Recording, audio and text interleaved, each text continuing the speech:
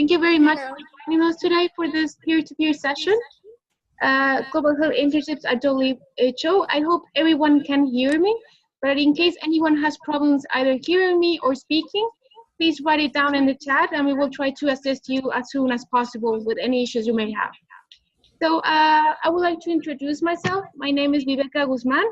I'm a partnership supervisor at Global Health Next Generation Network, and I'm also responsible for this session. So I'm very happy and excited to be here facilitating this session today. And I hope you find it interesting and useful for advancing your careers in global health. So before we get started, I would like to state some basic guidelines for online meetings such as this one. So I know we will all really appreciate if you mute your microphones whenever you're not speaking, so we can avoid as many additional sounds in the background and we're able to focus on the speakers. If you're not, if you have any questions during the presentations, please write them down in the chat or use the link we shared to Pigeonhole. And that way I will be able to identify which questions you find more interesting and give priority to those questions. And also I would like to remind you that we are recording this session. So in case you miss any of the information, you will get the opportunity to go back and look at whatever you missed. And we're gonna do so also with the links. So we're gonna gather all the links in one document. So you can right now just sit down, relax, and there's no need to take notes. Okay, so this is the agenda for today. I'll just very briefly introduce the network and what we're doing. And then I will give the speakers the opportunity to share some practical information about the WHO and also about their personal experiences. Then we might need to do some questions rounds from the questions we gather from the registration form. And then I will open the floor for any additional questions you may have. And then we will have a few concluding remarks at the end. So who we are an international organization that is led by and focused on young professionals and students that are passionate about global health. So we aim to have a leading role in the exchange of expertise and skills and opportunities. So please go to our website and browse through the different projects that we have and also the news section. So this is just a little taste of what is happening right now in the network. So we're launching a career series. And under this one, we have a news article that comes out every week where a student or young professional talks about their perspective of global health and some tips on how to make the transition from student to professional life. Then we also have the Global Health Hangouts. So these are informal gatherings that happen in different cities worldwide. And it's just people getting together, networking, and sharing. So next ones are planned in Oslo, in Gothenburg, and in Milan. So if you live in any of the cities, please join us. And sorry for that. And if nothing is planned for your meeting, for your city, then you can get in contact with the person in charge, and she will help you plan the meeting and also share it through our social media so more people get to attend. We also are planning our annual conference. Oh, sorry for that. And this happens around summer. We still don't have the specific date or location, but we will share it with you properly so you can save the date and hopefully join us. And finally, we're planning more peer-to sessions such as this one. So hopefully we will see you again in next sessions. We're very open to new ideas, to new partnerships. So please get in contact with us and follow us on social media. And finally, the reason why you're here, I would like to introduce you to today's panel. So we have Anton, Ljiljana, and Andreea. So if you could please give us a short introduction to yourselves and where you did your WHO internship, and then just go ahead. So Anton, we're very happy to have you here today. The floor is yours.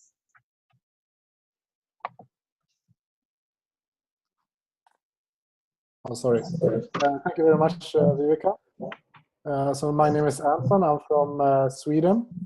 I'm currently doing a master program in global health in Trondheim, Norway.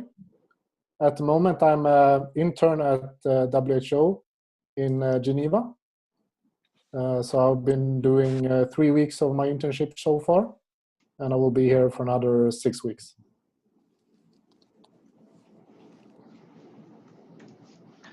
All Okay. right, can you please go ahead with your presentation?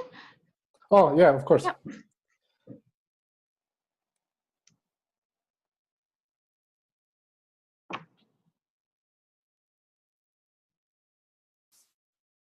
Okay, so, well, this is going to be my short little presentation about doing internship at WHO. A lot of the content here is just my own thoughts and my own impressions.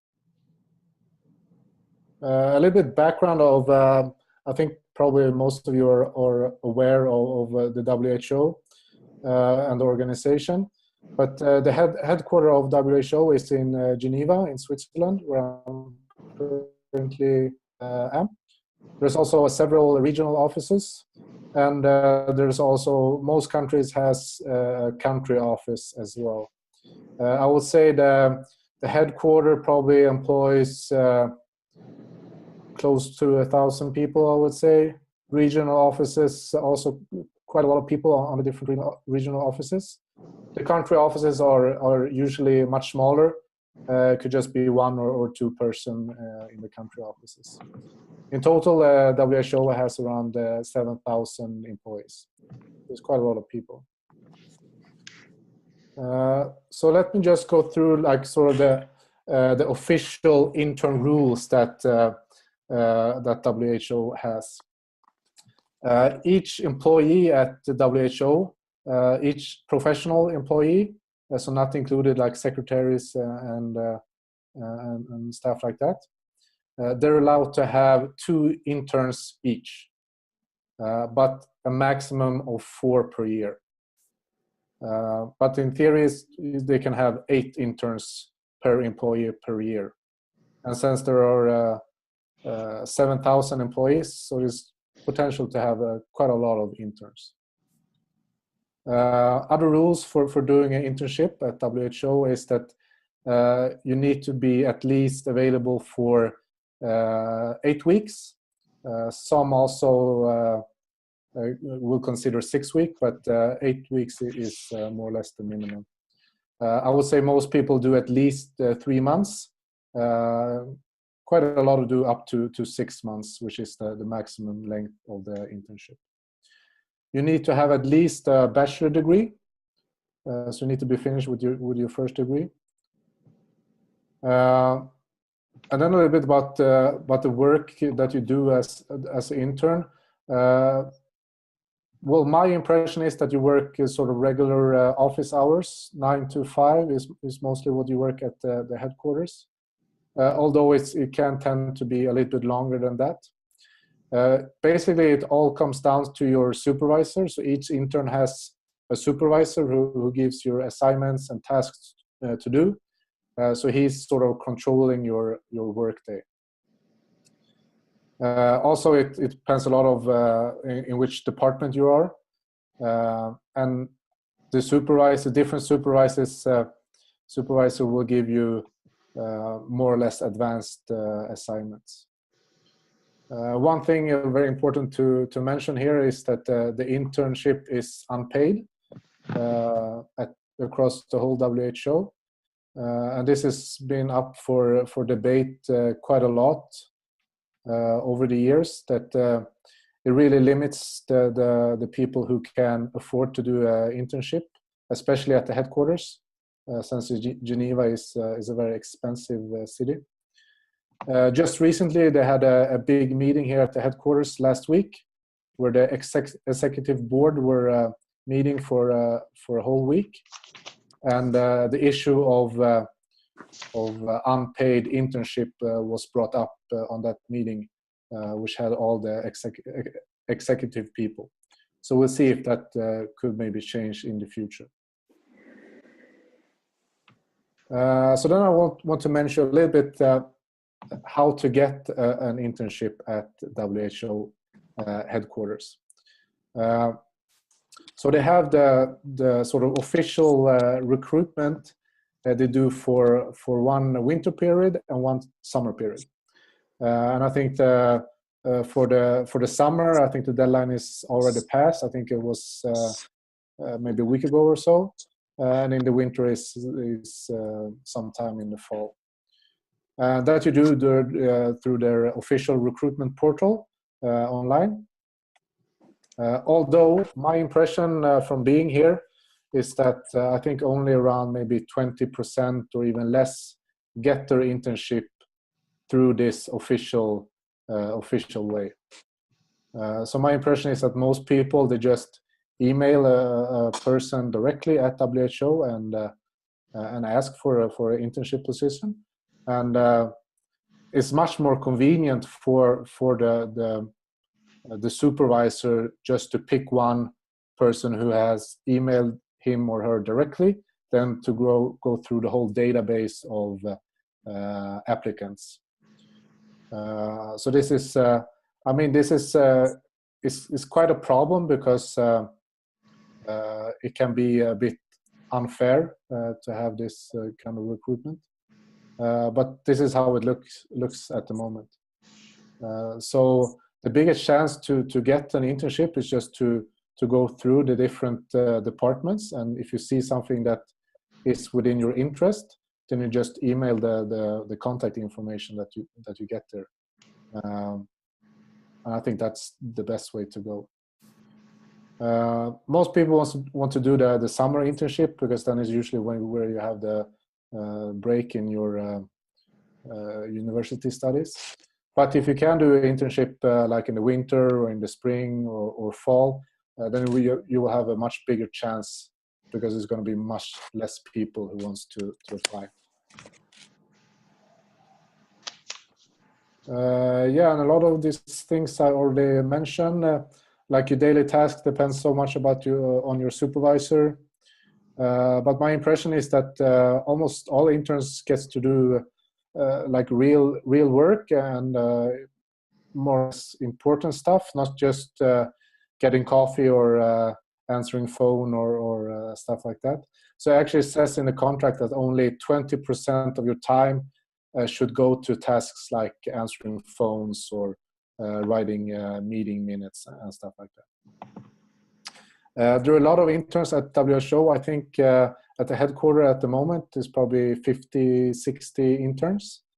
And in Geneva general, since there's so many organizations here, there's a lot of interns generally. At WHO headquarters, I would say the average age is about 24. This is just my rough estimation. I met people who are 21 as the youngest, and a couple of us that are closer to 30.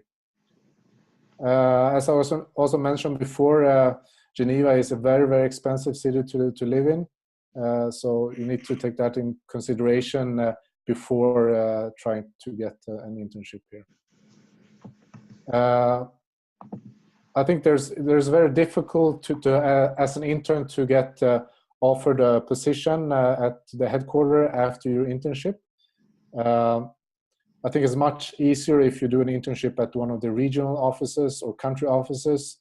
Then you can continue as a consultant, but this is very rare at the headquarters. Just some quick pros and cons. You get to learn a lot about WHO, what you do, and how the work is done. You get to meet a lot of professionals, of course. And WHO, like most people, knows about the organization, so it will look good on your resume, hopefully. The main cons is unpaid, so you will have to invest quite a lot of money to do the internship. And there's also quite a limited chance to continue working for the organization directly after your internship. All right, thank you very much. Thank you very much, Anton. So Ljiljana, if you could please go next. Hi, I'm Ljiljana. I'm from Bosnia, but I studied medicals. I graduated from medical school a few years ago in Croatia, in Zagreb. Now I'm working, I'm a resident in infectious diseases here at the University Hospital for Infectious Diseases, and I just started my PhD on emerging viral diseases. And a few years ago, I did an internship with WHO just after finishing my med school. I haven't prepared presentation because I think Anton already put it nicely, the big picture of how the whole WHO looks like, and I just to stress a bit more the points that he said about opportunities on country level and regional levels. I felt as well during my time there that a lot of it was much easier and more people were more approachable, and projects done there were more open to having people from the region or people who are more on the junior level of work experience. I did my internship with, I did for 3 months, and it was in spring, which I think was quite a nice experience, especially because at the time the World Health Assembly was happening. So I got to see the routine work done by WHO staff, that I took part of their routine projects that they had, but at the same time I could see the internal the policy, the politics of preparations of on behalf of the WHO staff for the World Health Assembly, and as well because at the time I was involved with one big medical students international NGO, IFMSA, with whom I worked at the time as well. I got to see the perspective of NGOs or non-WHO participants. One other interesting people that I met there were young people just like us, who were doing internships with their national offices in Geneva, so embassies or their representatives in the country offices in Geneva, which usually are not that experienced in health-related issues. So some people, like students and young professionals, approached their offices in Geneva for opportunity to do an internship few months before World Health Assembly, and took part in preparations of the country level preparations for World Health Assembly, which was, I found, quite convenient and actually quite a good idea, because you could be in your country and have communication with your national offices, country WHO offices, and as well for a few months during winter as part of the preparations, and one could go to Geneva, spend few months there, and those were the people who were actually in the rooms where decisions have been made, because as I was a part of the NGO or as WHO staffer, as an intern, you're not allowed to enter some of the rooms, and you're not allowed to provide. There are more rules on how you provide your input, but when you're part of the national delegations for the World Health Assembly, then you get to give input in the documents and in the papers that are going to be voted during the World Health Assembly, and they're going to be in the end implemented in World Health Assembly and later in by the country offices in countries. So this is something that I as well that I found quite an interesting idea for students, how you can approach, especially because sometimes countries could give you some sort of support, help you with accommodation or with food or stuff like that, which can be useful when it comes to money because Geneva is quite expensive to stay there. One of the reasons why I stayed only 3 months, though I felt that it's quite short periods to get really deep into topics and get really good to know the people there and to start having deeper and more meaningful inputs in the project that you're working on. And one other thing that I wanted to as well stress that I was lucky enough that I was in it was a big department, but with a lot of sub-departments. And my sub-department was quite small and had I had few mentors. One that was like middle level, mid-career lady, but at the same time I had a really good communication with the rest of the people at the department. And if you're proactive, if you have some free time beside working with your mentors project, there is always opportunity to kind of jump in with other projects, and which I found really good because you get to see what else one could do, and you get to work with other people, and everyone has different background, how they came to WHO. So it was nice to see kind of that anything is possible, and there are different paths, and you're there to create your own. So not necessarily just going directly to WHO. Yeah. All right, thank you so much for that, Ljiljana. And finally, we will have Andreea. Thank you so much, Andreea, for being here today. And please go ahead and talk about your experiences. Hey everyone, I'm Andreea. I'm a project and partnership manager at Global Health Nation Network. I talk very fast, so if you don't, you cannot follow me, just raise a hand. I'm gonna realize that I speak too fast, and I'm gonna go slowlier. I'm not sure if I'm gonna pay attention all the time. So, I'm from Romania. I have a bachelor in physiotherapy, and I have a master from Belgium in rehabilitation science, and another one from the Netherlands in healthcare policy. Currently, I'm going to start tomorrow on a traineeship at the European Commission, and in August, my PhD in Sweden. I'm going to start now with my presentation. I just wanted to give a bit of background because many people ask what is our background. So, sorry, 1 second. I'm just going to share my screen. 1 second. No.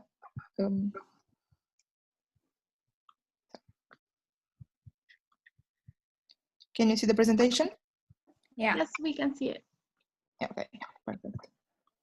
So I was doing my internship last year in 2016, from August till December in Washington at PAHO, at Pan American Health Organization, which is a regional office of WHO for the Americas, so Canada, US, and Latin America and the Caribbean.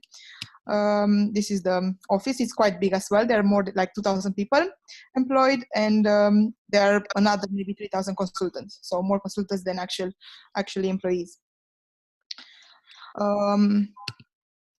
So probably now you're going to think, okay, I will just give you more practical information. How did I get there, right? Because there's the route, like Anton said, you're just going to apply on the website. But from my experience, you might not get in. For example, I applied first time during my first master, and I've never got a response. And then later on, I was thinking, okay, I still want to do an internship at WHO, so maybe I should look to a different way how to get into the internship. So I followed I just started making a list of potential supervisors, and I had like a list of 5 potential people I would be interested in.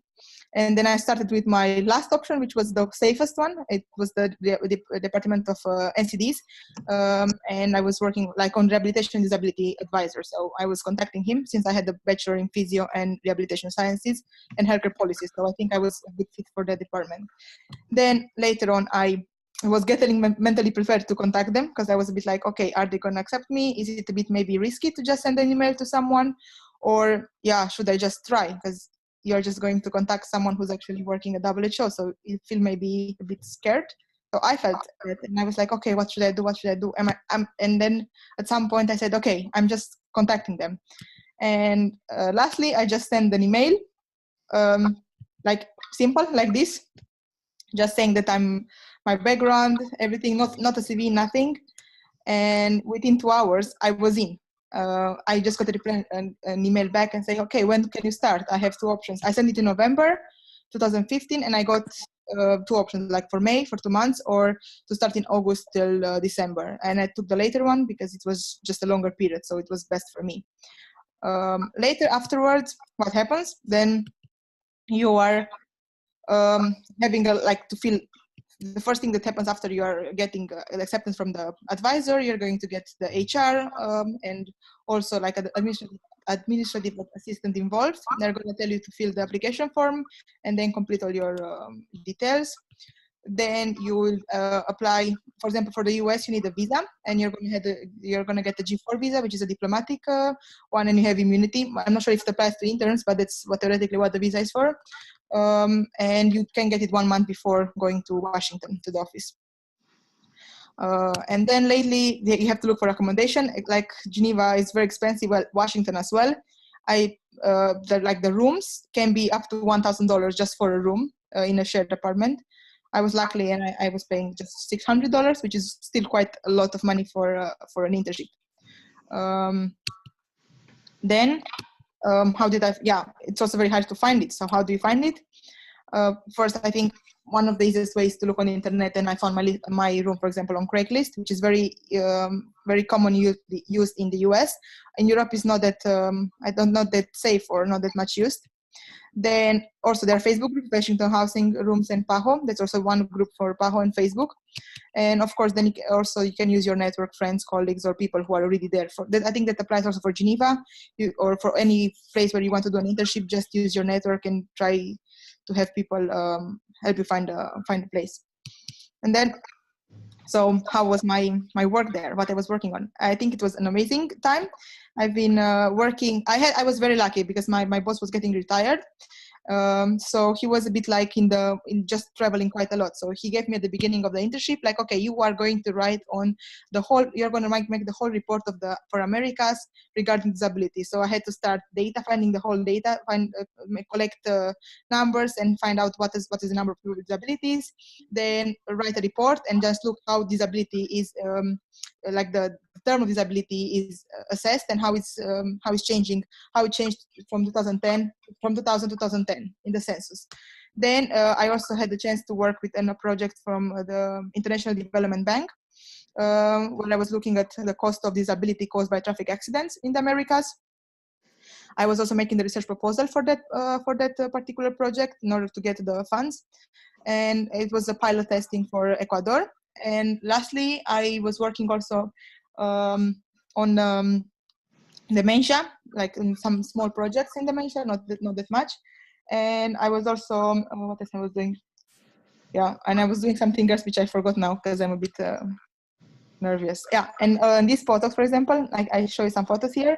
There were some other events where I was able to get involved as an intern, and many of them are consultants or interns. We were having the Wellness Week, which is 1 week of activities in the Americas to promote health in all ages. So PAHO has a stand in the city. There was also like a festival for Latin people in Washington with concerts, and then we were just measuring people's weight, height, BMI, checking for if they have heart problems or something, any health problems that we could detect. So we had medical doctors and people just working at PAHO in WHO. I also had the chance to participate in meetings, like important meetings. For example, in these photos here, there was the Ministry of Health from Ecuador, from many Latin American countries. So that was, I think, quite an interesting experience.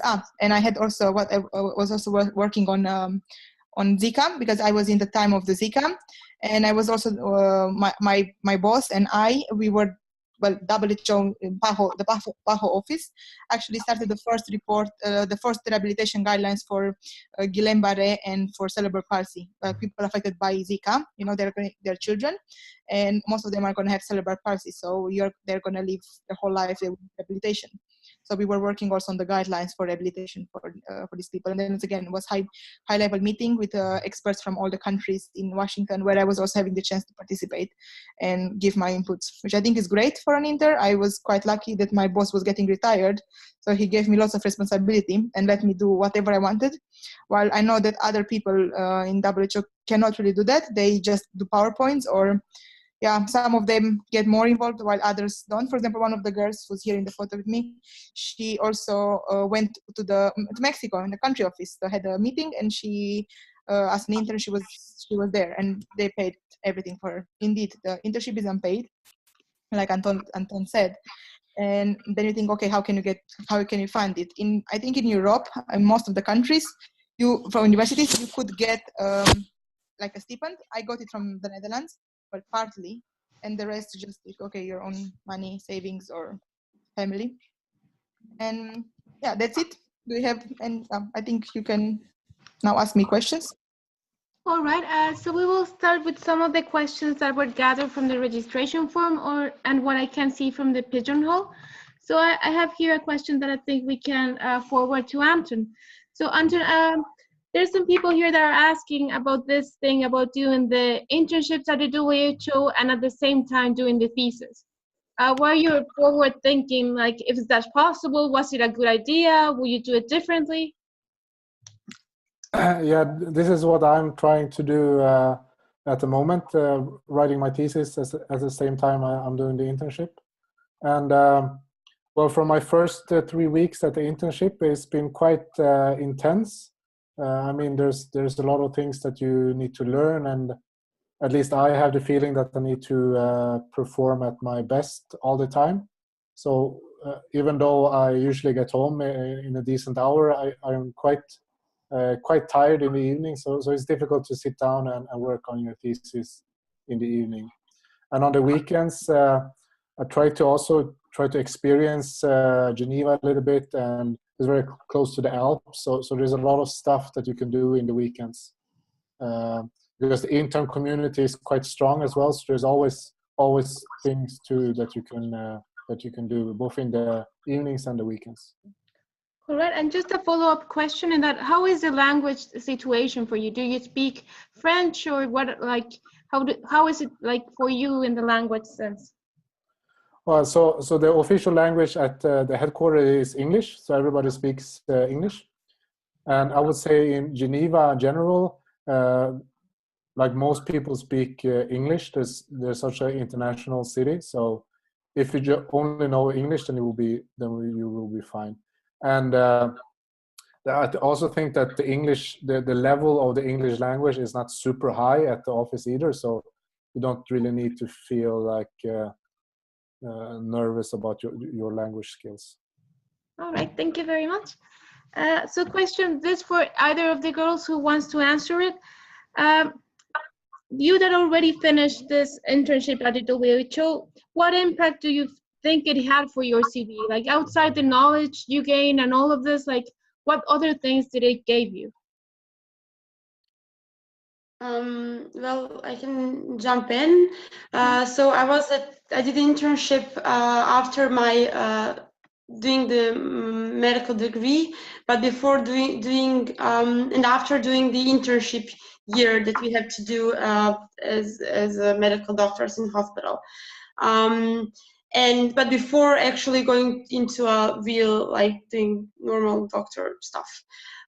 So I found that the most valuable thing that I took from there, it was, of course, I learned some things of, I was at the Department of Social Determinants of Health, and I learned a lot about crossings between social and political determinants of health and just the normal medicine and the structure of health systems.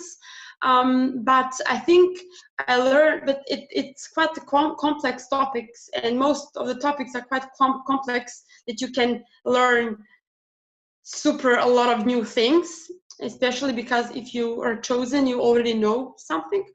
The most valuable thing I would say was the advice that I got from the mentors there, a career advice, and as well the way how you work in international community, which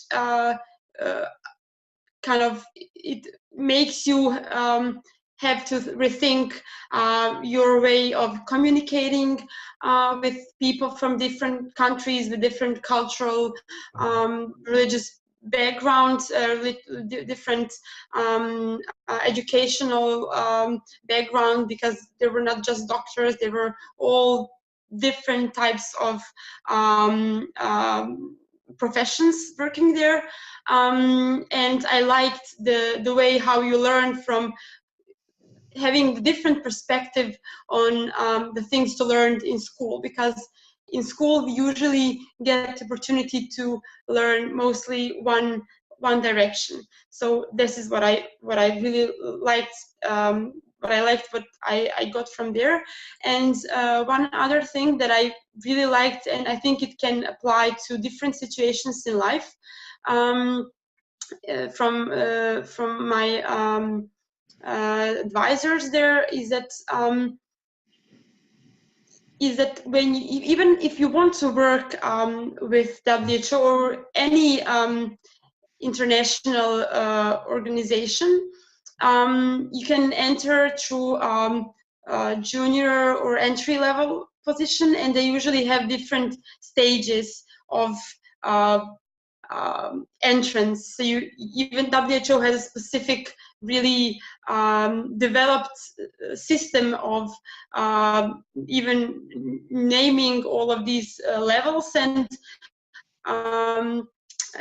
requirement that you have to have. And for some of the positions, you are kind of not able to get some higher ones. They're more political, so it's easier to get them after you have been working in the field, let's call it like that. It can be you work in hospital, or you work in your health system back home, or you work more on regional level health systems, or a certain problem of I don't know, adverse effects of during the childhood development, and then they really want to have someone who has the knowledge and expertise in these specific topics, and they really want to have you there, or you can express your interest in working there. And on the other hand, you can enter through entry level, and I found that this is much easier for non-MDs, because I don't know why, or I suppose it's different type of skills that one can offer, and a lot of people from communication background, or journalism, or like policy, even environment background, I felt that it was easier to get a job at international NGOs and including WHO, easier earlier in your career if you come from these backgrounds.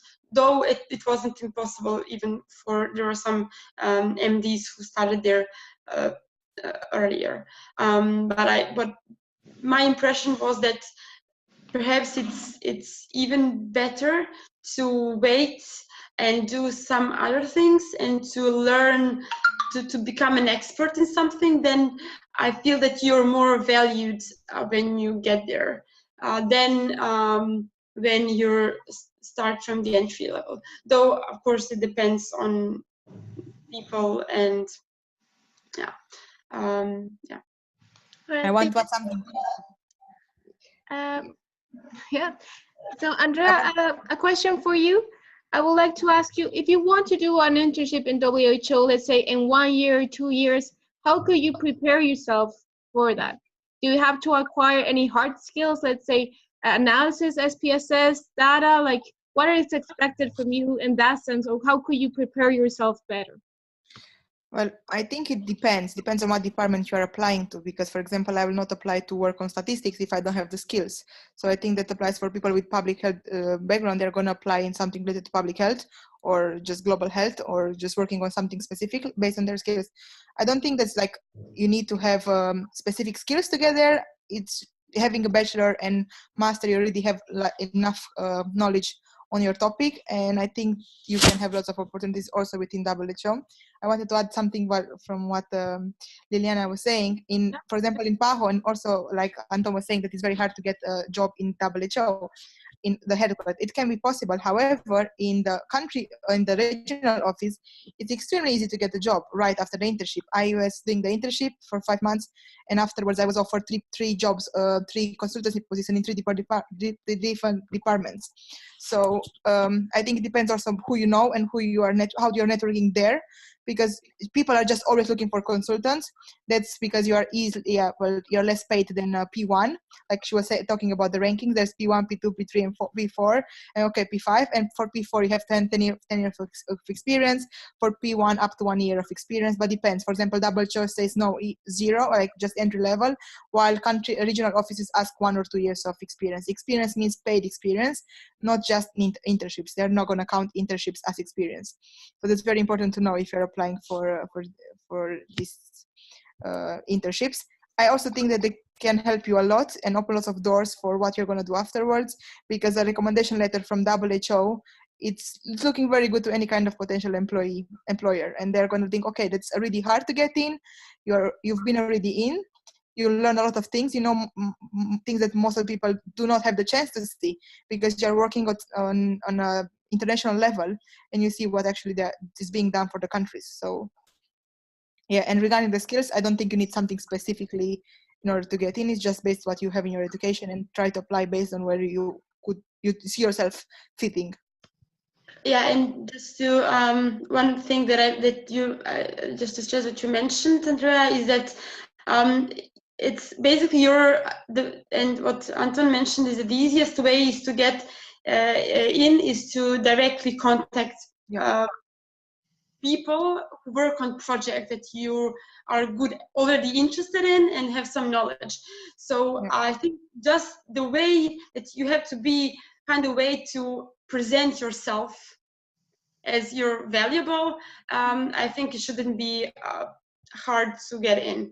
I think it's important just for you to recognize a good match between you and where you want to go, and it shouldn't be that bad, because they always need more people to work, and you're free, and if you know something, then it's awesome. Yeah.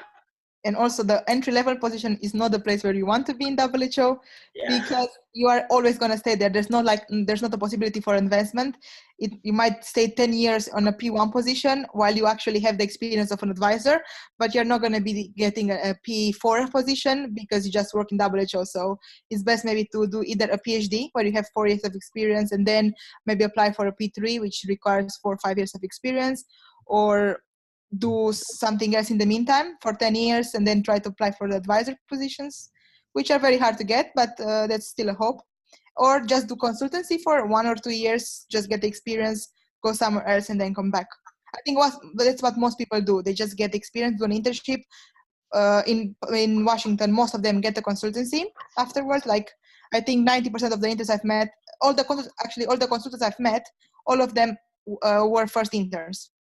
And also in my case, happened the same thing. I got a position afterwards, but in my time, it was with the Trump administration. So all the international positions were blocked. No one could stay anymore as on a G4 visa, because they had to sponsor us. So there were like things with the payments. They increased the payment for $10,000 for a consultancy, and no one would pay that for an entry-level position. So then they lost lots of interest. Like 80% of them left. Only American citizens could stay, or someone who already had a visa and the right to work in the US.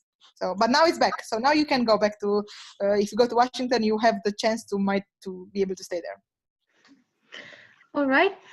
So next question, I would like to know it's open for either of the speakers who wants to answer it.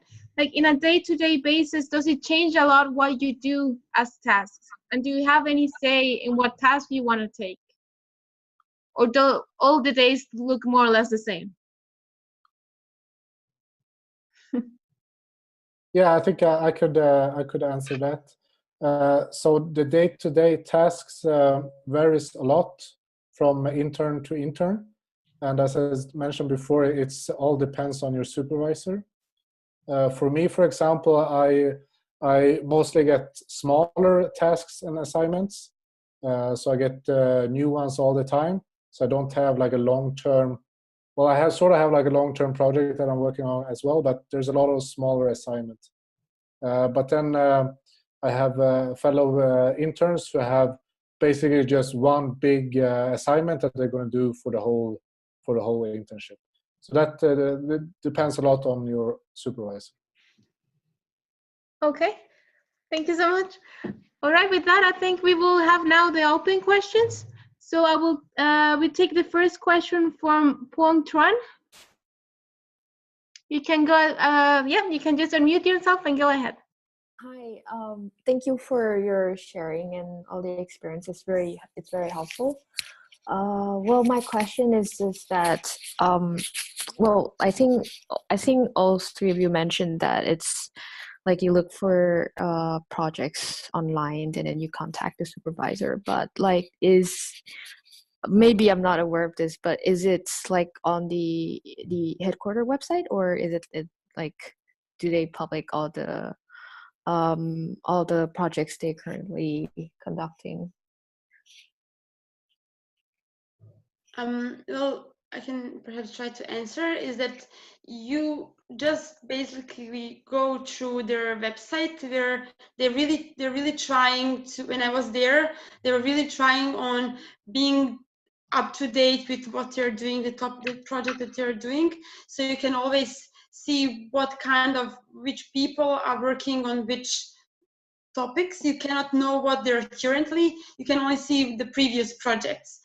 And as well, you can follow what were the topics that were talked about in previous in sessions of World Health Assembly. And this basically tells you where the money will go. And the money tells you which projects will be done. And then you look, but you sometimes there were some people, I didn't get in that way, but some people got there just by sending an email to a head of department or a subhead of the department that worked on some stuff, and send them their CV and what they're interested in. And then this head, he didn't have any work for this guy, but then he forwarded the email to the whole department. And then he in the end got the internship, because like I was the one who got his email because I was in the mailing list. And some supervisors saw it and said, oh, I need a guy like this. And they just contacted him, and he got an internship. So it can come in various ways. And as well, there are some universities have collaborations through projects with some of the departments, but it depends on the department. And as well, perhaps some of the people who are professors, teachers from your university have done some work with WHO, and they know some people. And several people came to WHO through this way as well, through recommendation by someone who did some project with some of the people who worked with WHO, who worked as a consultant, basically as a consultant. So I think you can just be imaginative about what in creative in approaching different people in different ways. Right. Thank you. I wonder if I can ask one more question. Yes, of course, go ahead. Okay, so like on the official portal for like the official internship program, it says that you cannot get an official position after upon finishing your internship. But like with, I think, I'm sorry, I can't remember her name, but yeah, sorry, yeah, Andrea, right? So you said that but then for regional or national offices, then you, after the internship, you can get a consultancy position. It's a difference because permanent position, official position is a P1, and just to get the P1, it anyway takes up to a year because they have a system which is very complex but also very complicated, and you have to apply on the website. It can take, for example, if you apply now, January for P1, you might get in next year in January. Theoretically, you are not allowed to do like the internship and then get the P1 or something, but no one does that. And no, actually, there's not even a possibility because it takes up to a year, just the recruitment process, which is quite an open and transparent process. Like there's not, but sometimes it can be based on a network, but I'm not sure how that really works. But consultancy, you're not really an official of the WHO, but still you are treated like one. So you get all the access like any other employee. However, you don't have the health insurance. You don't get the other benefits like a P1, for example, entry-level position, an official position would get. Because you can have lots, like if you have children, you can have, I don't know, benefits for children. But if you're a consultant, you don't have those benefits. You just have a salary and then you have to pay taxes. Normally, you don't pay taxes to WHO if you're an official working there. So there are these kind of things which you get a position there, you do the same job like a P1 or P2, but you're just consultant. It's just a different way to get faster employees, do the longer process of hiring.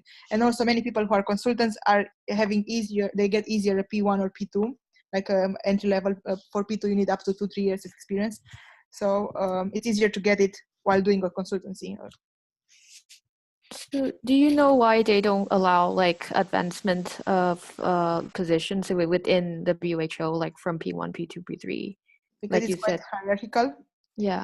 And there are also some cons, and they like their power, and also there are people who are staying there. For example, one who's maybe 35 having a few P4 is going to stay there until they are retiring, so there's going to be 20 years. It's very unlikely that you're going to have any P4 opening in that kind of department unless they make a different position, and that depends on the money that they get. So, and also the money in the US it was coming every 3 or 6 months, so you might have a position for consultancy for 3 months or to 6 months, and that's it. And then for a P1 or P2, like all these kind of positions, it can take up to, they don't know if they're going to have money for a year to keep you, so they don't know if they're going to open this position, so it's very unpredictable. And yeah, I think that's one way. And of course there are also people who are getting from a P2 to P3, but they stay maybe 5 or 6 years in WHO, and then you could actually be higher maybe or be better paid in a different place having that kind of experience. So that's what I think. I'm not really sure about it. Thank you. All right, well, we're going to move along to Tuxe Schmidt. Please go ahead, unmute yourself and ask your question. Is he still here? Yeah. Do you hear me? Yeah. Yes, we can hear you now. Yeah, thank you very much. So I have 3 questions in total. The first is, do you think that internship is a must for an entry-level job position at WHO? This is my first question. I will answer. I don't think it's a must, but there are also people who got a consultancy position just by contacting again, like for an internship. You can just contact, hello, I'm interested in doing this. Can I do an internship? Do you have a consultancy? And also there are some like friends of friends who say, hey, I'm looking for a consultant right away. And then someone knows, hey, I have a colleague who studied with me and she's working on that. Maybe she would be available. So that's one way, but mostly in Washington was through the internships. Okay. Thank you very much, Andrea.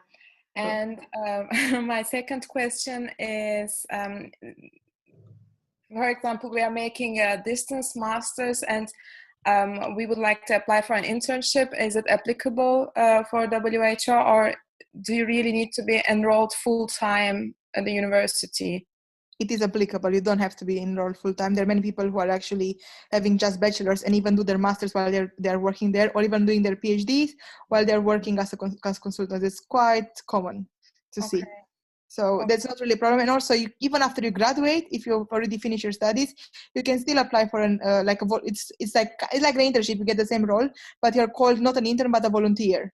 So there's also this option, which is the same like an internship. You're not paid, you don't have any benefits, but you still can get it after like being just maybe graduated, like the volunteering ones. I also met a person who was a volunteer, not an intern, also coming from Argentina, for example, for DC. And it also applies for WHO headquarters, that you don't need to be a student, but just being a graduate and volunteering. Yeah, so at the headquarters, you don't need to be enrolled in any studies at the moment when you're doing the internship. I think a lot of people here seems to do the internship between bachelor and the master degree. Some people have also finished a master degree and do an internship. I think, I'm not 100% sure, but I think the official rule says that you should get the internship within 6 months of your final graduation. Yes. That's what I also know. So this volunteering thing is new for me, but I will Google it. Yes, for the volunteering, there were two people related with my department that I was with, and they were like they wanted to change a career and wanted to have go for a more international career. So but they had expertise in some in one topic, so they came to Geneva to do a volunteer, basically to use this opportunity as it's a nice recommendation letter to have, because they wanted to move more into an international level career. So I think it's possible, and it happens even in later stages of someone's career. Okay. So for this, you don't have an official recruitment process, but rather just mailing them as we talked through this webinar. Well, you can still get the internship positions through the official way. It's not impossible. It's just I think it's easier to go sort of the back way. No, I meant for volunteering. Or is it the same procedure like an internship? I think you can go through the official way regarding that as well, but then you will be much higher likely to get the volunteer position if you go directly to the person you want to work with. Yeah, the best way is to just contact the person for example, you want to work on NCDs, look at who are the people working on the department. You can see it on who's who or something like that on the website, on WHO website. You can see who's working in the department, and then you can see exactly what they are working on. So it's quite easy to find their email address. And if you don't find the email, only the name, then you just Google it, and then you can get the email. Just, maybe you're going to be rejected, maybe you're going to get accepted. You have to try more. Maybe you should make a list of 4 or 5 people, because some people might not have projects or might not be interested to work with interns at that moment, and or whatever it is that they might have. So you just be open to try different approaches. Okay. But also from what I've known, everything I've talked to, I've never heard anyone who actually got through the platform. It's from my experience. Of course, there are probably people who get in through the platform, but I just haven't met them. I see. Okay, so thank you very much. My last question is, does it also apply to regional offices? So we talked about the headquarters, we talked about the country offices. For example, WHO is the same procedure as headquarters? The regional one. That's where I was in the regional office in Washington, which is the regional for the whole Americas. Yes, it's the same procedure, because all the guidelines come from WHO. So everyone has to follow the guidelines from WHO. So whatever applies in the country, in the regional offices, applies also in WHO. But plus they might have their own, like maybe other internal rules. Yeah. Also, and country office is the same. I know people from Mexico. I was also, before going to PAHO, I went to Mexico, and there were previous colleagues from where I was working. I was working in the National Institute of Public Health, end up working at WHO in Mexico. So, but you're going to be then a national officer. You're not going to be an international. You're not going to have an international position. So it's different. There are some differences. Okay, so the deadlines are the same, like, regardless of the headquarters or regional or country. Oh, I don't think you should actually, sorry, I don't think you have to look about the deadline, because for the online platform, of course, they have deadlines, but to send an email, there's no deadline. You can do it today, you can do it tomorrow, you can do it whenever you want. Ah, that's very good to know. Okay, thank you very much. Okay. Then go, Anton, you can go ahead because no, it was the same. I was going to say that, well, they want interns the whole year around, not just like the few months in the winter and a few months in the summer. So if you send the email today and say that you want to do an internship like during the spring or in the fall, then it will be very likely that you could get the position. And some of the regional offices, they don't even have a official application process. I think for the African office, for example, they have just their email address and you're supposed to mail your resume and application there. For African office, they also have internship, and for the Pacific office, they have internship positions posted on the website very often, actually, or sometimes it's quite always just open. If you look on the WHO and the employment and the recruitment page, there you can see the internships for the African and Pacific office. They're the ones who are, I think, actively looking for interns through the platform year round. Oh, very good to know. Thank you very much. No problem. All right, we will move along to next person, Yusufa.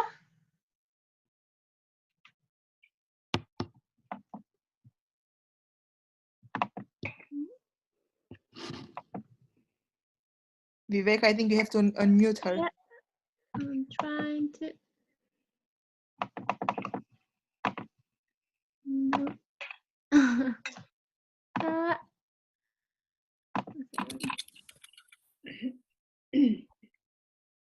Yusufa, can you please talk?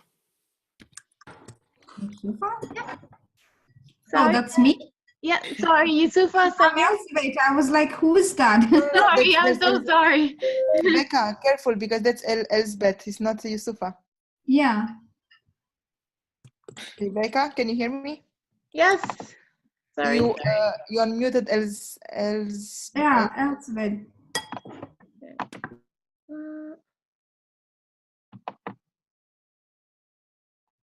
Okay, we will do this. You're all supposed to be unmuted there. So, yes, Yusufa, please go ahead and ask your question. Okay, thank you very much. I'm so sorry. Yeah. Okay. Anyway, the question I want to ask before is similar to the previous one. Like, I wanted to know whether the internship was only for students or people that have already graduated. So I just want to know the weight, whether it is the same, like for the country office and for the region, or whether they have the same amount of weight. If you do internship, carry the same amount of weight as compared to. I'm very sorry, but the audio is cutting out a bit. Can you maybe type your question so we can read it out loud? Okay. Viveka, sorry, Viveka, someone is just typing while I don't know who's unmuted, but it's also making it harder to follow. Maybe it's you typing or someone else who's unmuted.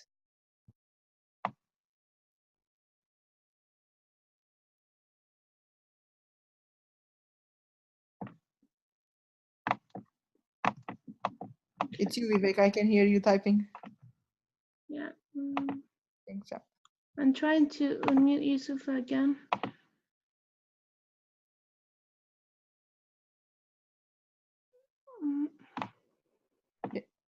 Can you hear me? Yes, we can hear you now. Okay, thank you very much. Yes. As I was saying earlier, I want to ask similar question with the one that I've just passed, like whether the internship is only for students or can those that have already graduated also undergo the internship. But that one was already answered. But what I want to know now, does it carry the same weight, like do internship in your country as compared to the one that goes to Geneva to do the internship? Because maybe someone want to do the internship but does not have the necessary finance to go to Geneva, but can have the opportunity in your home country. I don't know whether they have the same amount of weight. So I can try to answer that. So if I get your question correctly, you're asking about internship at the country offices? Yes. Yeah. So I think my impression is that it's more rare to do an internship at the country office, since the country office is quite small. I have a fellow classmate who doing an internship at the Estonian country office, and I think there are only one person working there. So he's together with that one person to do an internship. But I also think that it could be an easy way to get an internship at your country office. But it depends on the country office, because Mexico is quite a big office, or in Africa, there, for example, in Congo, or there's the main office. There are bigger country offices, and they can be up to 10, 20 employees, or even more. So it depends. It depends on which office you're applying. So you have to look, because, for example, Estonia, indeed, also Romania is just one person in the country, or in many other European countries are just one or two persons, because you have the office in Copenhagen and you have WHO in Geneva. So there are not so many offices, but in Africa they can be maybe bigger. I don't know exactly the number. Depends on the country as well, the size of the country. Okay, thank you. No problem. All right, Khushbu, please go ahead. Yeah, hi. Sorry, like my question was asked like the first time you asked about the thesis and the internship. That was my question. Okay, So okay. that's So we move along to Caitlin. Yeah, hi, can you hear me? Yes, we can hear you. Okay, thank you all for the information. And I just want to ask, what was the interview process like? Was it difficult? Was it intimidating? Was there a lot of rounds or an assignment, anything like that? Or was it pretty straightforward, like just talking? I had none. I will let Anton go, because he had an interview. I had none. I just was in within 2 hours. Yes, so I had a phone interview with the current intern of my supervisor and my supervisor, but it was basically just a very short phone call. I had to just describe my background a little bit for about 5 to 10 minutes, and then yeah, that was basically it. It was very, very short. They want you, so they're not gonna try to ask you questions that you cannot answer, even if you have an interview. Probably it's going to be just who you are, why you want to do the interview, what's your previous experience, and that's it.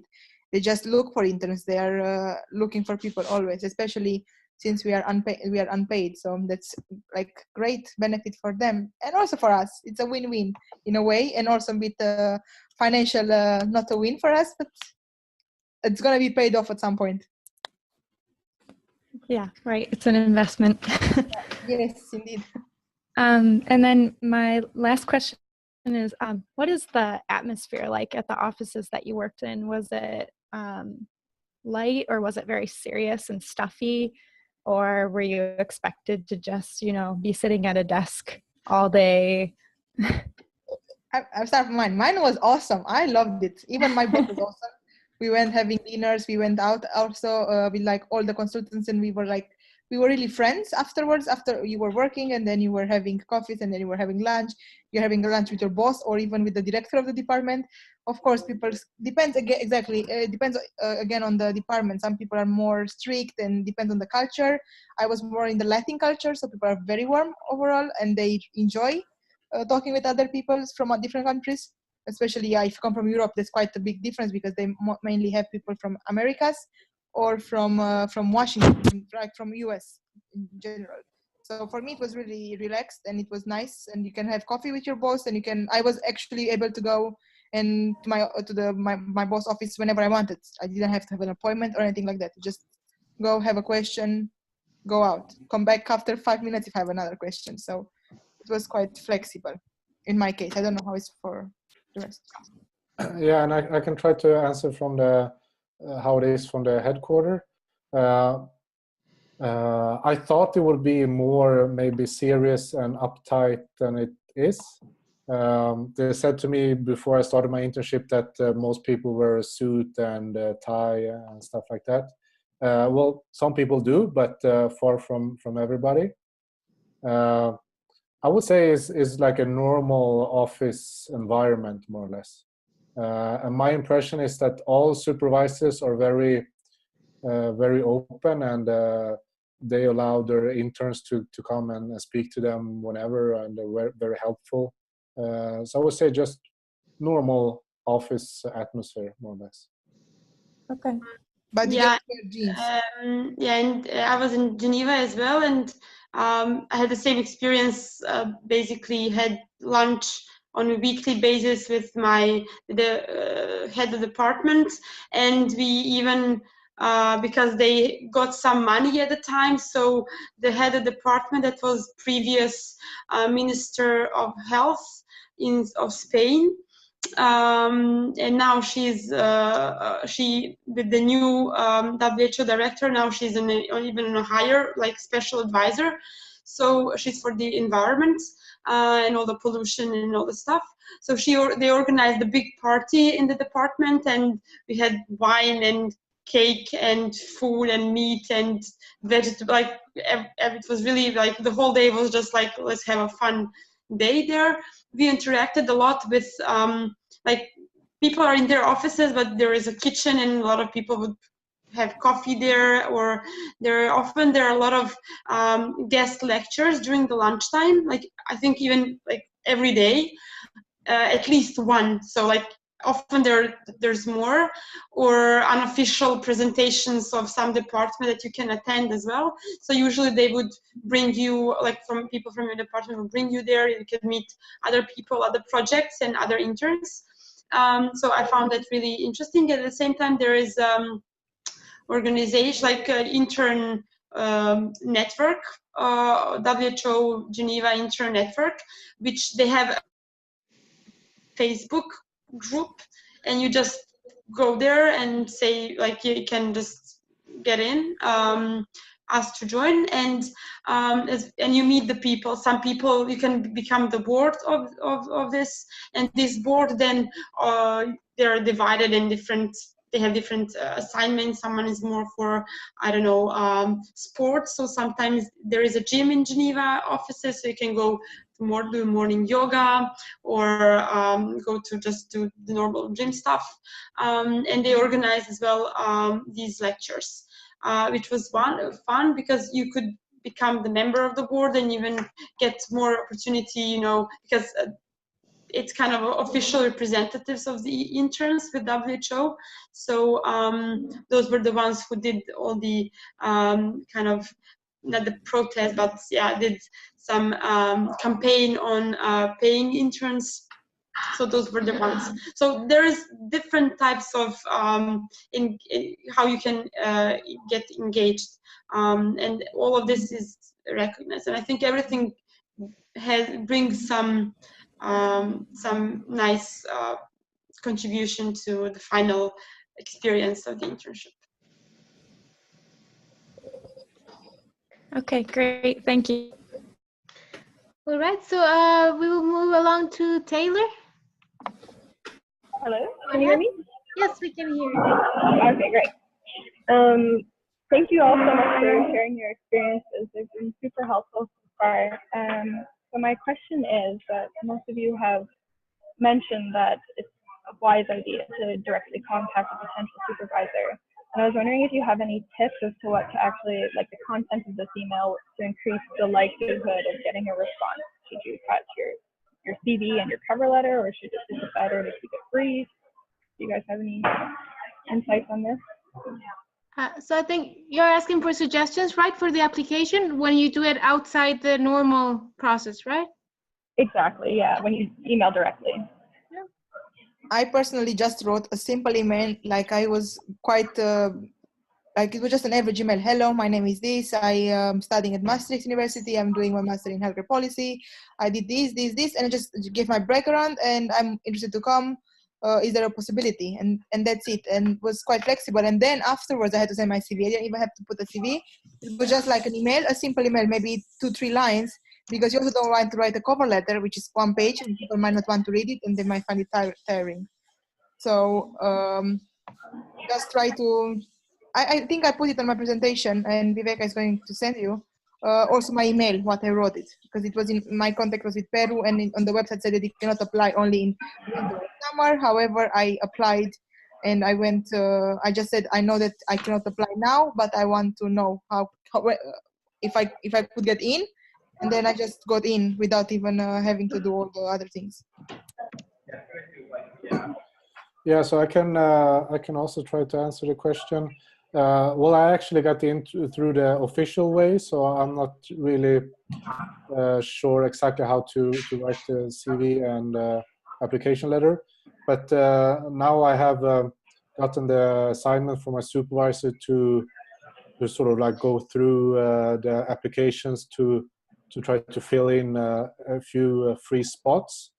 And my impression is that what is the most important thing is that you could do the internship at when they have an available slot that they want an intern, because usually they try to fill the whole year and then say, okay, we have in September and October we lack an intern, and then if there's any application in for that specific time period, then you will most likely get it. So I think it's a lot about timing, and if we then send out to several people, I think it's quite likely that you will have some. Okay, thank you so much. And I guess this might have, I came in about 5 minutes late, so maybe it was covered, but I was just wondering about funding your ability to do an unpaid internship, and if you explored any scholarship opportunities or anything else which might be possible to have a little bit of money while you're doing this. Well, I can try to answer.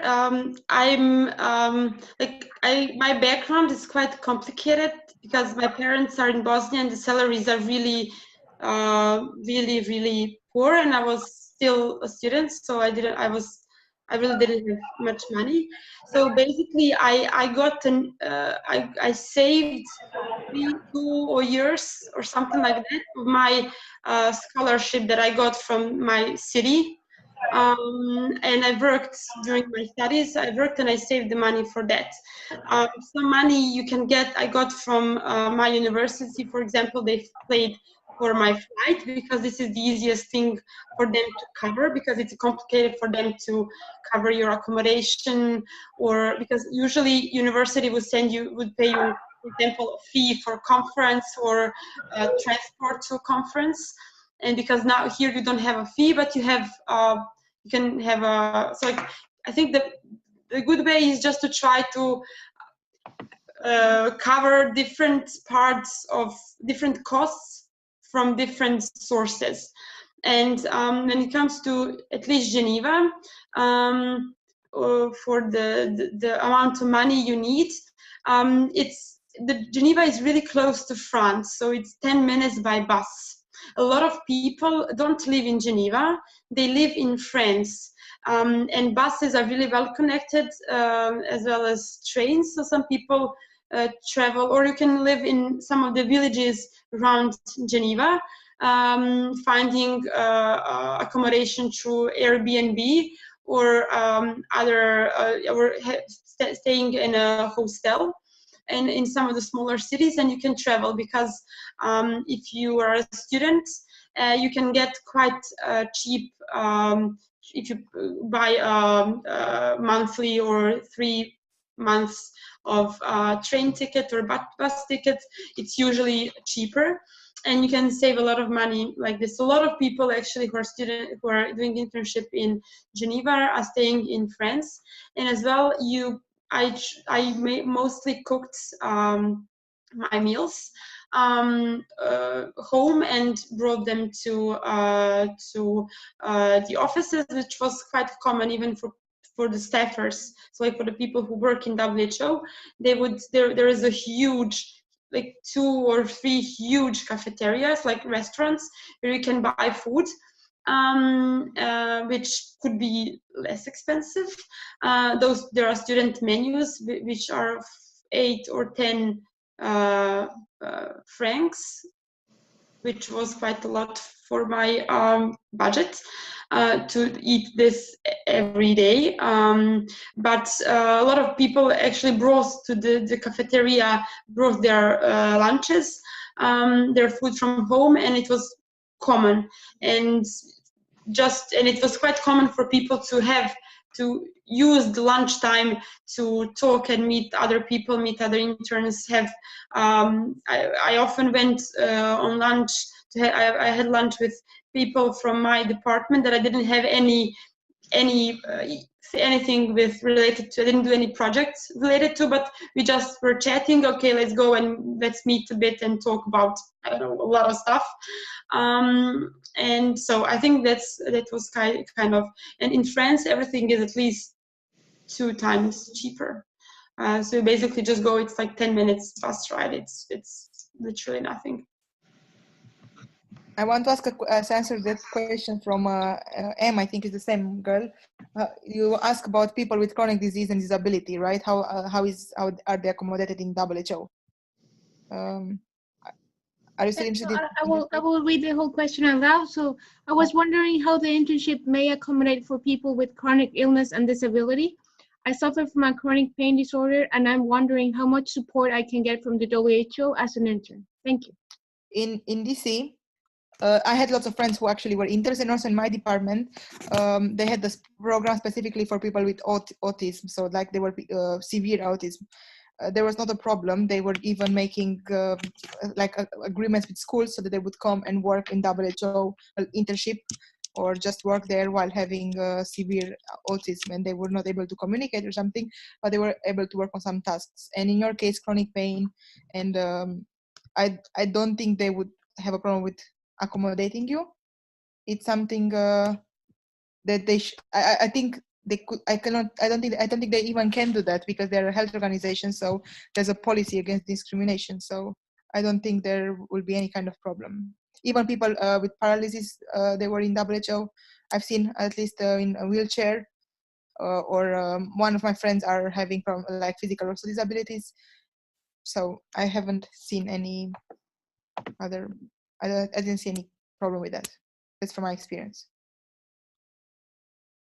All right. Okay, then we move along to Elizabeth. Please. Yeah, go ahead. Yeah. Okay. Hi, I'm Elizabeth. Thank you. Most of my questions have been answered through the presentations, and also, yeah, the others also asked it. But as I'm an international student and I'm from Ethiopia, so wherever I travel, I am requested to have a visa. So I have one specific question, like who is going to do the travel arrangements? Like if you're required, for example, to have a visa, are they going to help you in like giving you a paper to the embassies, or yeah, just maybe if you guys know about from other international students who you have been working with? Yeah. I needed the visa myself for a WHO, so for Washington, because you need as European, you cannot go in the US without a visa. So I think that applies also for the WHO in Geneva. They just give you a paper 1 month in advance to the consulate, and when you go there, actually I didn't even have to have an interview or anything. I just leave my passport, and within 2 days I get it. So it's something in Washington, everyone needs a visa, more or less, as international. So in Geneva, probably also as well, there are people who are from other countries and they need a visa, and they facilitate that. HR is going to get in contact with you. They have specific people working on that, and they send you all the papers. You don't get anything. They send it directly to the consulate, or sometimes also to you. Yeah, just so I think it's WHO, so it helps that it is a WHO. A friend from Iran, which you can suppose has issues in getting visas to anywhere, got it really like as smoothly as you can imagine. Anyone from any European country needing a visa for anywhere. So I think it's convenient that it's WHO, and it shouldn't be it shouldn't be an obstacle to when you think of applying or not applying. Sometimes it's more complicated and you need to get more papers, etc. But from what I heard, it's usually they find a way to help you. They always find a way. They are diplomats. We are also like interns getting a diplomatic visa. Okay. There's not going to be a problem. That's the least problem that you should consider. Okay. Yeah, thank you. I You're guess welcome, right? I think they welcome everyone, so they just want everyone. They're working for all the countries, especially Ethiopia. I don't think it's there are so many people besides the new director. the general, yeah. But this is important. I think like most of the people in Geneva were from US, and I feel like British people, and yeah, and I think the rest were like the rest. And I was from Europe. I'm from Bosnia, which is by itself a small exotic country because no one goes anywhere from Bosnia. But so I was considered exotic. So I was told, oh my God, you're like exotic. How come you're like there? So I think they even liked, like I was, they wanted to have me there because they could, it was nice to have someone from that place. Yeah. And I feel that even it could be stressed in your letter or motivation or your email that you might be sending, because you get I got my internship because I'm from where I come, and at the moment they had I didn't know that they had the project, obviously, but they had the project in Eastern Europe, and like this Georgia and this part of the world. And they said, oh, this is so perfect, and we have a big project there. And so it was really interesting for me because I even provided some, I hope, interesting background. So just like, it's your asset that you're from that country. It's not your weakness. It's a plus. So. Okay, so maybe finally one last request, maybe not a question, maybe if we could get an email from all three of you, if that's possible. Like, yeah, I think Viveka is going to arrange that, yes, but all of us, all of you can contact us, send us an email, and just say whatever questions you have, you can just send an email. Yeah, I know Anton, so like maybe the two of you. Yeah. Okay. All right, and we got 4 minutes left, but there's still 3 questions. So I think, can the speakers stay for a little bit longer and go through these questions? Is it okay? Yeah. So what would be an average expense per month in total for Geneva? Yeah, so I can try to answer that. Of course, that varies a lot. You can find accommodation as cheap as maybe, say, 600 euros. But most of the time it's maybe closer to 1,000 euros or 900 euros per month. And then food costs and maybe a bus ticket and so on. So I would say 1,500 euros a month is quite the minimum. And then if you want to do some activities, of course, everything costs a lot of money. But it's also, as Ljiljana mentioned, that you can, for example, live in France and you can go to France and shop. You might get the cost a little bit lower. But then you also need a visa that cover France, which not all visas do, what I understand.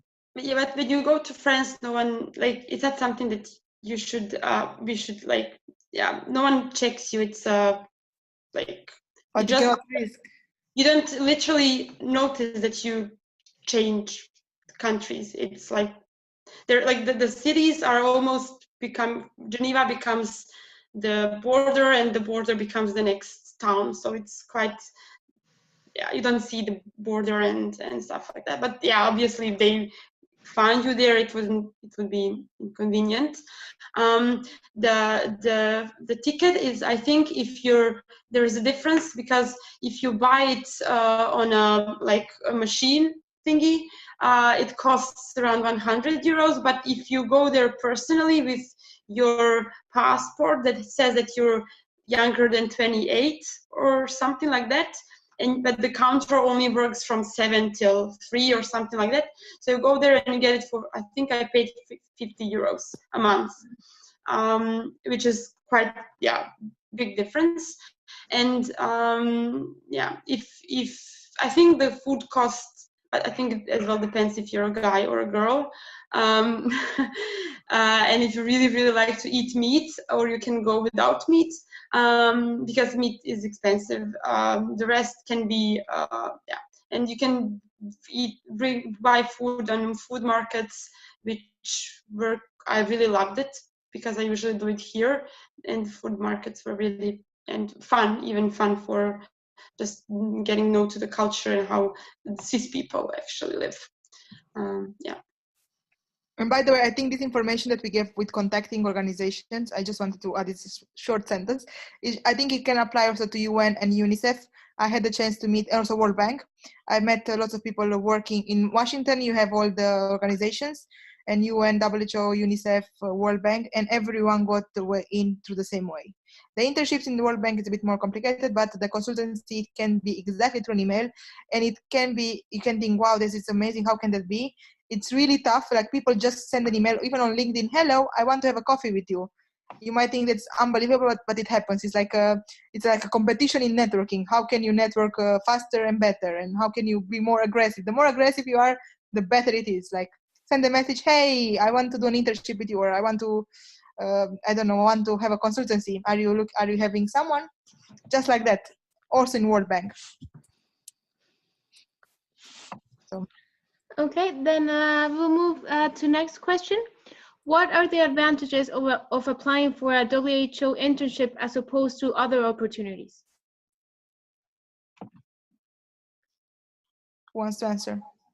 Yeah, I can. So I did one other internship that was in UNHCR. It's basically in Jordan. It's the UN agency for Palestinian refugees. That is based in Jordan. That one was more medical and more like medicine-related research. But there were other people who were doing more cultural, more communication, more epidemiological, behavioral projects or policy-related projects there. And I basically as well got it to the same way. But I would say that it has some advantages that you are, because it's a big organization. Any UN organization is a big organization, but at the same time, I felt that it was really slow. Things happening. So if you're more of a person who wants to change something, you are not going to change anything. They don't like change. They hate it. Yes. So I'm really like, I remember my first week with my mentor. She's Australian, and she was like 35, like really, they were like really, normal. Like we were almost like after 2 days, we were like, oh yeah, we're friends and stuff like. So it was really laid back way of communicating. So she said, yeah, let's have this. She gave me a task, and let's give you 7 days or 8 days to finish it, and we'll check up. So I was finished in like three days, and I was like, what do I do? So and then I went to her and said like, yeah, I'm finished. And she was, okay. And then she gave me something else. And then after another time, me finishing it a bit earlier. And she said, yeah, in WHO, sometimes it's better just to give it time. I was like, okay. So this is like, I really felt that it was kind of a bit too slow. And it's because there's so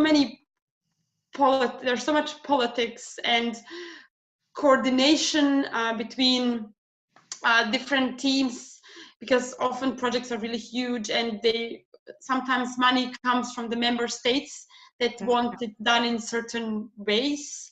So it has to go through higher levels in WHO, and you're just a small person, right, typing something or researching something. Doing the whole work, actually. Yeah. So it's like it's slow. So I feel that if one would do it in as I mentioned in the country offices in Geneva, in Washington, during the regional events, regional assemblies, or prior and during the regional assemblies of WHO, which you have the World Health Assembly, and all the regions have their own meetings that last a bit shorter. Then you can, I think it's more, something is happening. And if one would do an internship with some smaller UN organization or on some specific projects that has a certain really specific timeline and specific outcome as well, would be kind of better. Or some international organization like, I don't know, Planned Parenthood or something like that, where I feel that they work faster. But in general, I think internet, I don't know, like at least the experience, the experience that I saw is that all of these international organizations are quite slow, and you should kind of get used to it. Yeah, I can confirm it, but depends again on your boss, because I was super lucky with my boss, who was getting retired and he was tired of the work of WHO. He worked there for 40 years. So I also get an assignment for 5 months and I finished in a month, and he was a bit shocked, like, how did you finish it in a month? That's like, because it was easy. And it's like, okay, then I have more things for you. So he gave me all his work. He just gave it to me. And then he was just going to visiting country offices and had lots of trips. And I was just sending him the data and the things that he had to make he made his own PowerPoints, but based on the graphs and the things that I was making. So I think for me it was a great learning experience, because my boss was getting retired. So that happens when most people get retired. They're a bit like kind of giving you all the work because they have a couple of months left. So look for a pre-retirement guy, because you're going to get a lot of experience. And also what happened in my at some point there was nothing else to do, and my boss told me that I could contact other departments as well if I would like to work on different things. And I was working on NCDs, but then NCD is just the main department. There are also sub-departments within the same department. So there was also mental health, and then disability and rehabilitation where I was. So I was also working with mental health, and then I was also working with sustainable development goals, and then also with aging. So in other 3 departments as well. Just because I had lots of time and my boss allows me, and was quite flexible, but that doesn't apply to everyone. And depends again who's your boss and how much he's working and how much he wants you to work.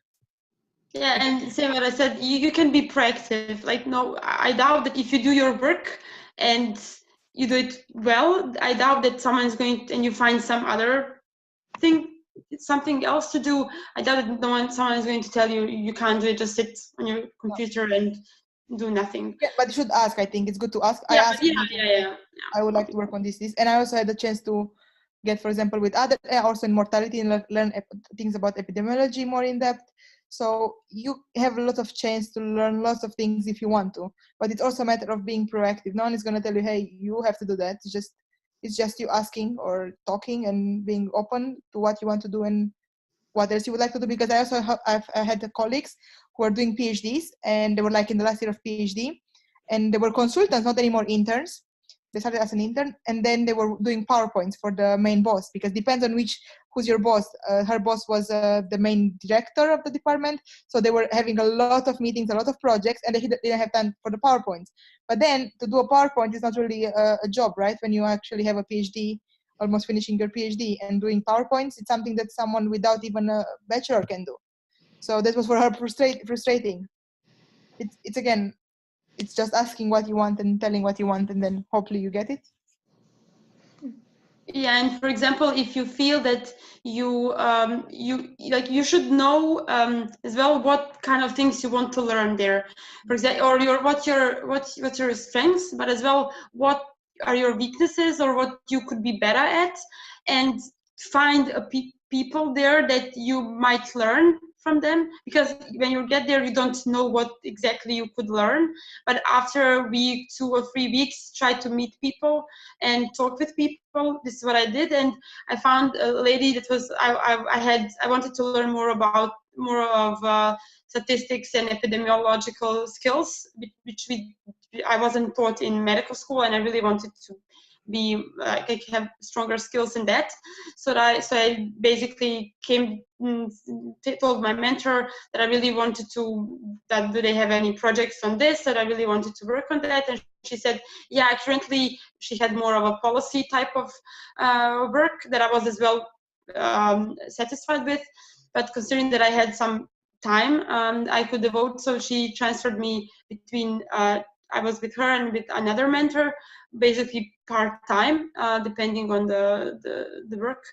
And I learned a lot from this lady that was like really, really good in her part, that had a lot of experience. So it has to do a lot with you being just open and having your eyes open and looking for things you could learn, and asking for it. You don't lose anything if you ask. Yeah. All right. So next question is about country offices. So do country offices require that the intern speaks the language of that country? And this is from Anton. She is doing a master in Stockholm and considering trying an internship there. Yeah, so I can answer that. Well, first of all, Sweden doesn't have a country office. They are part of the regional European office, which is in Copenhagen. So all the Nordic countries have their sort of country office within the regional office in Copenhagen.